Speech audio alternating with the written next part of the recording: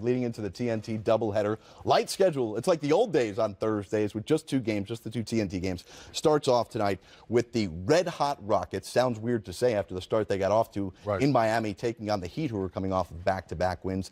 This Rocket team, last night, won their fifth in a row. They're shooting the three ball like the team that won 65 games last year. Are you confident now, as they're back within the top 8 in the West, that they have found themselves? Well, they found, I guess, their personality there, shooting the basketball. But sometimes we say to ourselves, as our league changes and everyone becomes copycat, but if that's not who you are, why would you change, right?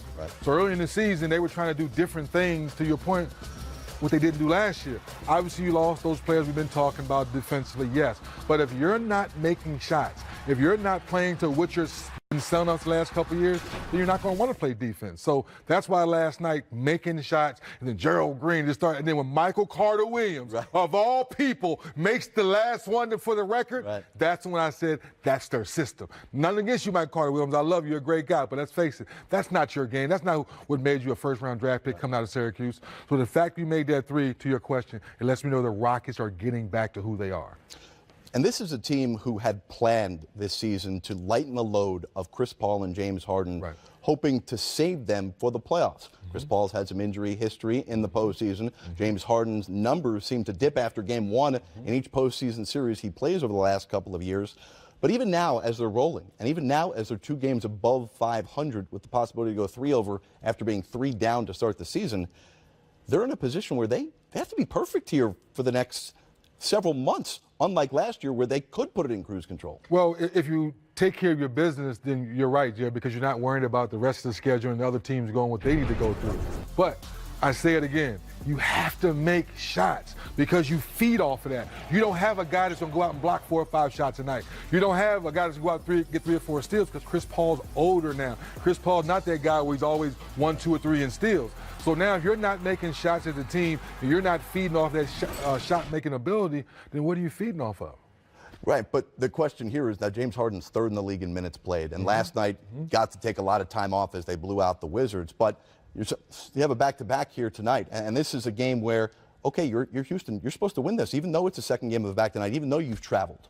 Yes, you know why you're supposed to win it too? Because you're not practicing. So that's why I'm not mad at James Harden playing big minutes. So a lot of these teams who have their superstars playing major minute, fans, relax. This is the new NBA. They're not practicing 2 and 3 hours, like to your point, back-to-back, or having 2 days off in between games. They're still not practicing heavy. So the minutes, not worried about. Question is, are these guys doing the things like LeBron James and Steph Curry and KD have shown us? They're getting the massages, they're doing the things, taking care of their body so they can respond on that back-to-back. You had 2-hour practices? Yes, we did back in the 90s. Come on, man. Come on, man. Hey, I know your sons. Hey, we practiced back in the day. I don't know about this new stuff.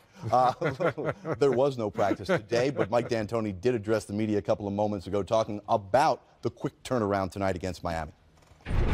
You know, when you have James and Chris, who've seen every kind of defense in the world, and I don't think they'll be flustered by it. I mean, it could, but we do what we do, and whether they play a zone or a man or they've got a big back, big up, trap, I don't know what else, you know.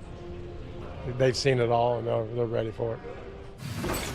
And it's going to be interesting here because they're not in the clear just yet. So you've got to take care of business, and this Miami team who's going to want to defend you. And by the way, it's all relative. Miami does take a lot of threes, not nearly as many as Houston. So they can get into this battle with Houston tonight. They can, but you know, no Gordon Dragic. Get out 3 days. Gordon Dragic, excuse me.